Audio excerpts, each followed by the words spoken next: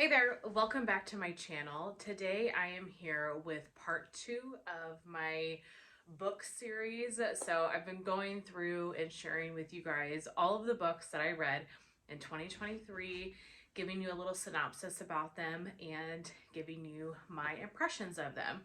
So part one is up already. I'll link that above if you want to check that one out. But this is part two, so we're going to just continue on through my Goodreads and see some of the other books that I read. I'm trying to keep these videos to like 20-ish minutes. So however many books I can talk about in that time period, that's what I'm going to do. So get cozy. I'm all cozy today. I have a blanket on and I actually have tea steeping out in the kitchen right now that I need to cool down a little bit before I drink it. So we're gonna just get cozy and chat about books. So just to recap, from the previous video, at the moment I have read 53 books in 2023, and I'm filming this before 2023 is over. Obviously, you guys probably are seeing this in December, so I still have some time to finish things up, but I want to just slowly work my way through. So I think in part one I did 16 books, and now I've got my computer here with my Goodreads open, and we're gonna go through the rest of them, or probably not all of them, the next batch. So the first one that I read is, next in the list is The Girl in White by Lindsay Curry. And this is like a cozy mystery type novel. So I actually have another cozy mystery. Maybe I'll do that next after The Girl in White. But they're just books that they're mysteries, but they kind of are amateur sleuths. There's nothing really spooky in them. There's nothing really gory. Normally it's like a main character trying to figure out a mystery. Very reminiscent of Murder, She Wrote. Murder, She Wrote is definitely a cozy mystery where nothing is too spooky, nothing is scary per se, but it's a mystery. There's a sleuth, those types of scenarios. So I read, I think, two of them this year. I read a cozy fantasy book as well. We'll get to that later. But this one, The Girl in White, is about a young girl named Mallory. So the Goodreads description says, Mallory hasn't quite adapted to life in her new town of Eastport. Maybe it's because everyone is obsessed with keeping the town's reputation as one of the most haunted places to visit. And thanks to the nightmares she's had since arriving, Mallory is having a hard time sleeping. Combined with the unsettling sensation of being watched and losing chunks of time, she's worried that maybe the ghost stories she's been quick to dismiss might actually be real. So it's really about Mallory, who's a young girl, and she lives in this community that Halloween is a really big thing there, and there is a ghost, and she's trying to save the town. And so I think I rated it 3 out of 5 stars. So my rating system for books on Goodreads, it goes from 1 star to 5 star. 5 stars are the best books. 1 star is your lowest rating. So if I give something a 3 star, that means that, I enjoyed it. It was a good novel, but nothing that stood out to me. Most of my thrillers kind of fit in this range. A 4 is a book that I really, really loved, but maybe it wasn't like an absolute favorite, or maybe there was something that kept me from moving it to a 5. Like sometimes if I really love 90% of the book, but I don't care for the ending, it bumps it from a 5 to a 4. And then a 5 is like some of the best books I've read ever. So I don't give out too many 5-star reads. I feel like most of my reads are 3-star reads, the occasional 2, the occasional 4. Just some context as to how I rate things. So The Girl in White, I rated a 3 out of 5. Cozy mysteries for me, I enjoy them. They're kind of these fun reads, but they're nothing that I feel like it's not the best book I ever read type of thing, just by the nature of the book. It's just the way it is. So I read that one, and let me skip a couple and go to the other cozy mystery that I read this year, just because we're talking about it. and that is Halloween Party Murder by Leanne Dobbs. Rated this one again a 3 out of 5. I like the ones that are set at a particular season. I think those are fun. So this one says, everyone knows a Juniper Holiday Halloween party is to die for. To get an invite is the most talked about topic in Crescent Cove. To experience the Holiday Mansion and its haunted glory and its stuff of legend. Of course, no one has actually seen a ghost in residence, but how could they when they're having the time of their life? As an eccentric with too much money and time on her hands, Juniper Holiday loves any excuse to throw a party. And with Halloween just around the corner, she's in go mode. Everything is going splendidly until her fake corpse prop ends up being a real body. So she does this Halloween party. There are ghosts in this book that live in the house, so she talks to the ghost. But a real body shows up in a coffin where it's supposed to be a fake body, and so it's her trying to figure out like who killed this person, how they got there, etc. So again, it's not a book that I rate really highly because they're never like the best reads ever, but they're enjoyable, cute books. If you want like a feel good, cozy novel, I would really, and you like mysteries, I would really recommend just cozy mysteries in general. I think that they're a great fit. Okay, the next book that I read is, let's see if I can get this open, The House in the Pines by Anna Reyes. This I rated a 1 star, and I don't know, like I was just mentioning, this might be the only 1 star book I've ever given. It was so bizarre. It felt like it didn't make any sense, the storyline and how it was put together. I think a story like this had so much more potential than the way it was written. It's not rated super highly on Goodreads either. So the main character is Maya, and it says Maya was a high school senior when her best friend Aubrey mysteriously dropped dead in front of Frank, the man who they've been spending time with all summer. 7 years later, Maya lives in Boston with a loving boyfriend and is kicking a secret addiction that has allowed her to cope with what happened years ago. Her past comes rushing back when she comes across a recent YouTube video in which a young woman suddenly keels over and dies in a diner while sitting across from none other than Frank. Plunged into the trauma that has defined her life, Maya heads to her hometown to relive that fateful summer, the influence Frank once had on her, and the obsessive jealousy that nearly destroyed her friendship with Aubrey. So basically, it goes back and forth between present day and in the past before her friend Aubrey died when she was in high school. And this man named Frank, or I guess boy at the time, that she was spending time with, and she can't recount sections of time when she's with him. Like hours seem to go by when they feel like minutes, just something weird is going on. But the explanation of what was happening and the ending just was so disappointing to me personally that I really, really disliked this novel. And like I said, I'm not a 1 star book rater, really. Like, normally at least give everything a 2 star, but most of the time they get 3. So for me, this one was just, it was not a winner.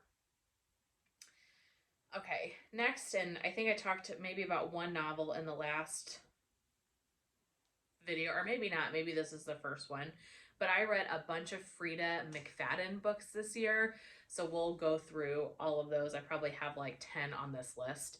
I seem to, when I find an author that I really like, or if I find an author that I've enjoyed a book or two, then I read all of their work, and so I'm working through Frida McFadden's novels right now. So this one was The Perfect Son. I gave this a 3 star, 3 stars out of 5 on Goodreads. So a good book, but nothing that was like amazing. Just a typical thriller that it kept me intrigued. I liked the ending.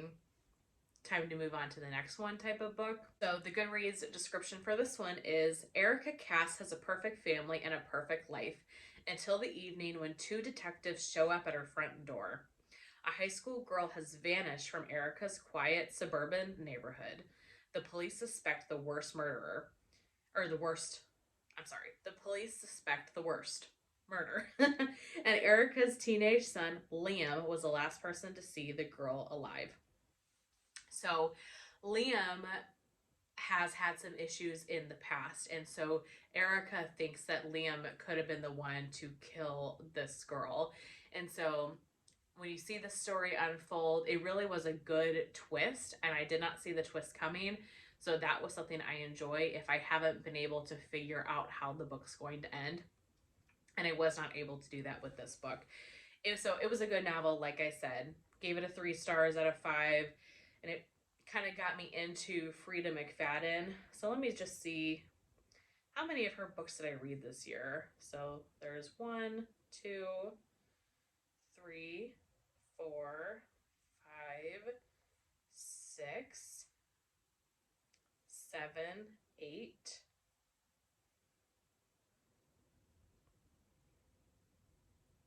9. I think I have 9 here. So that's pretty good. Okay, next.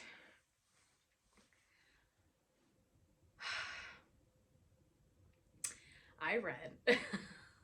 I'm so excited to talk about this. I don't even know where to start. So, I read A Court of Thorns and Roses, the series, this year. So, I'm going to talk about all 5 books here at one time, really, because it's a series and it just kind of makes the most sense. So, this series has changed me as a person. And I know that sounds extreme, but it's comparable to me in a way of Harry Potter.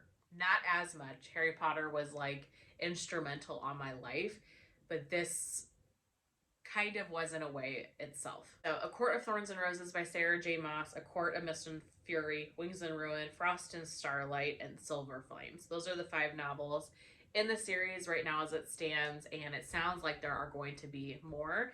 There are places on Goodreads, like placeholders for 2 more books, so I'm really excited about that.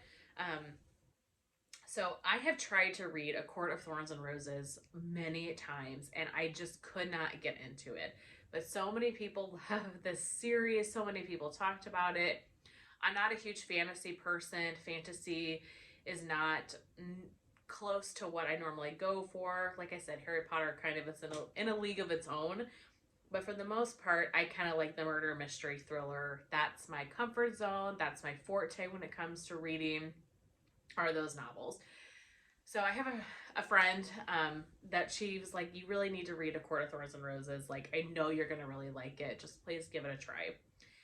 So I got the audiobook and I was like, okay, I'm going to give it a fair shot. Because I felt like the first couple times I read it, I got 50-ish pages in and then I gave up on it. And these are lengthy. These are lengthy novels. I think the last book is like 800 something pages. So these are not short reads per se.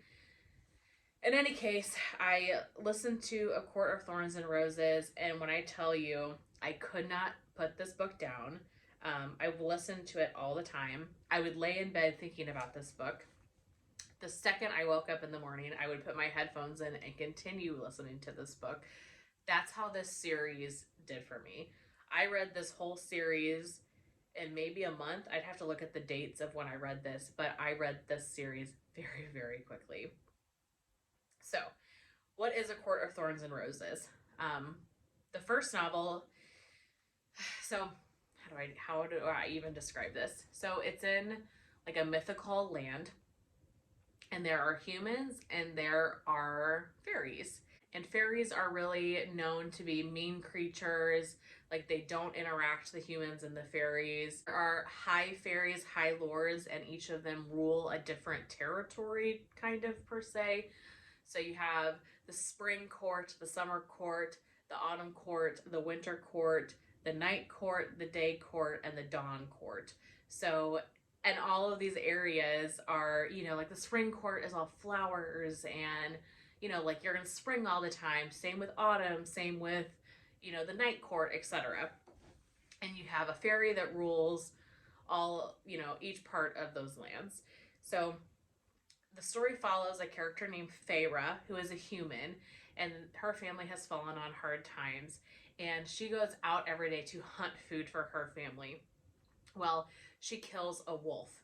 Now, fairies are known to be able to shapeshift to transform into other creatures, and so she thinks that potentially this wolf could be a fairy, but she's not sure, and she needs to eat. So she kills this wolf, and turns out it was a fairy.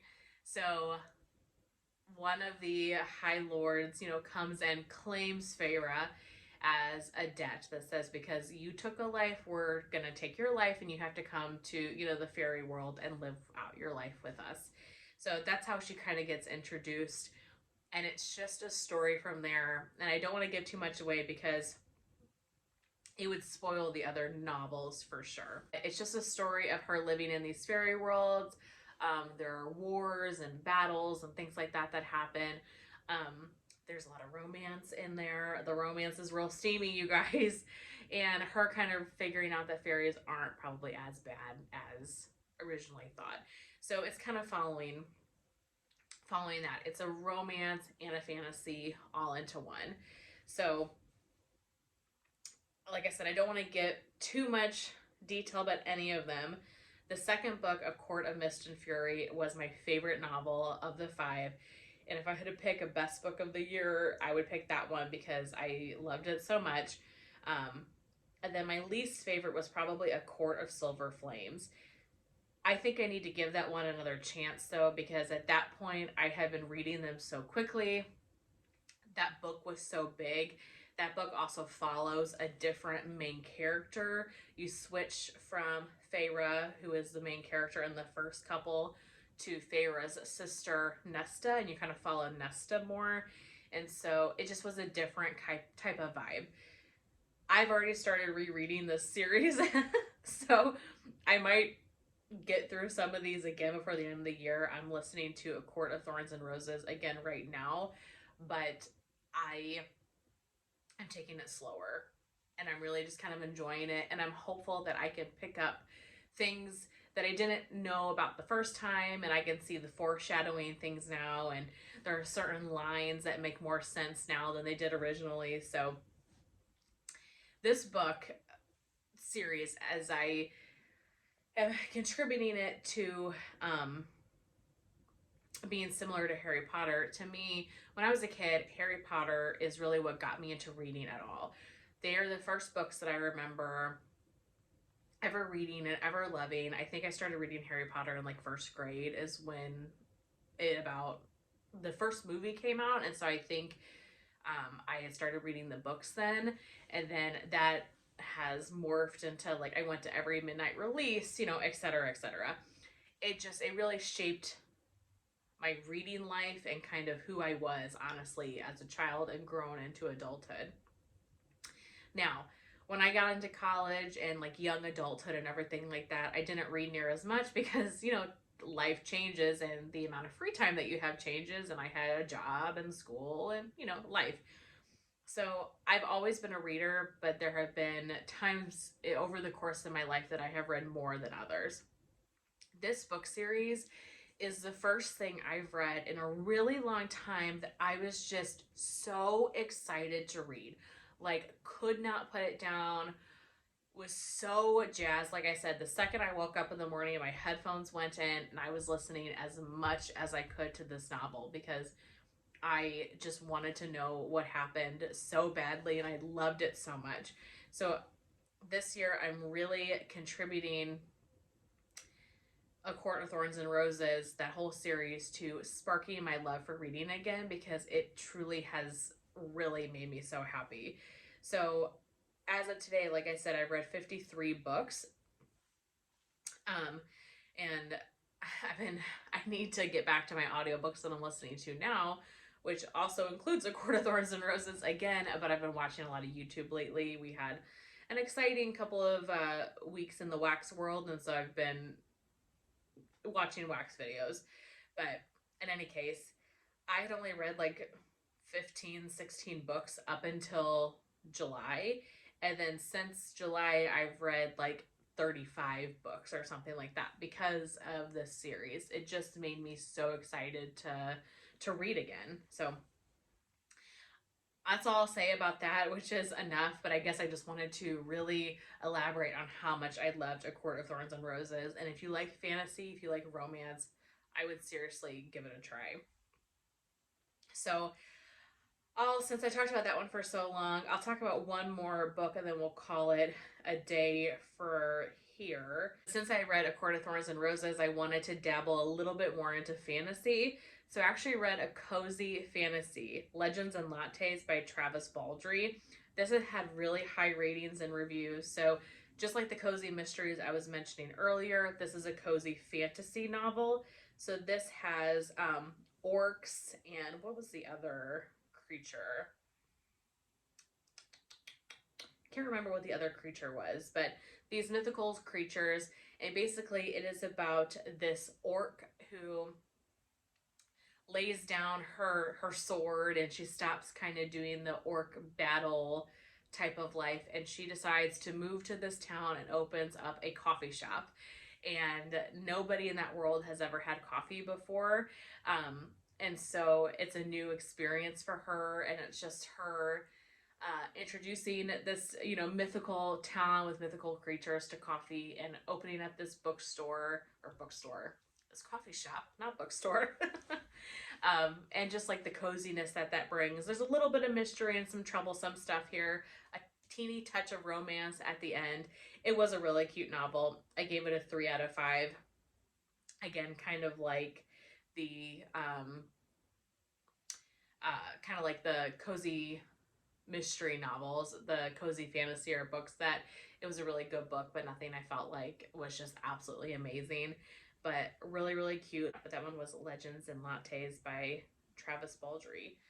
So I think that's where we'll stop today. We're at 22 minutes, at least for me filming this. I'm sure I'll have to edit a little bit, but we're working our way through all of these books. Like, I feel like I've barely made a dent in this list, but that's okay. Like I said, I do want to do wrap ups, I think, at the end of each month in the new year so that I could talk just about the books I read in each particular month, and have these type of videos once a month. But that's everything I have for this video. I hope you guys enjoyed seeing part 2 of all of the novels that I have read in 2023. We will do a part 3 and probably a part 4, maybe a part 5. We'll have to see. So more book content coming your way if this is something that you enjoy. But that's everything I have for this video. I really hope that you guys enjoyed, and I will chat with you very soon. Bye.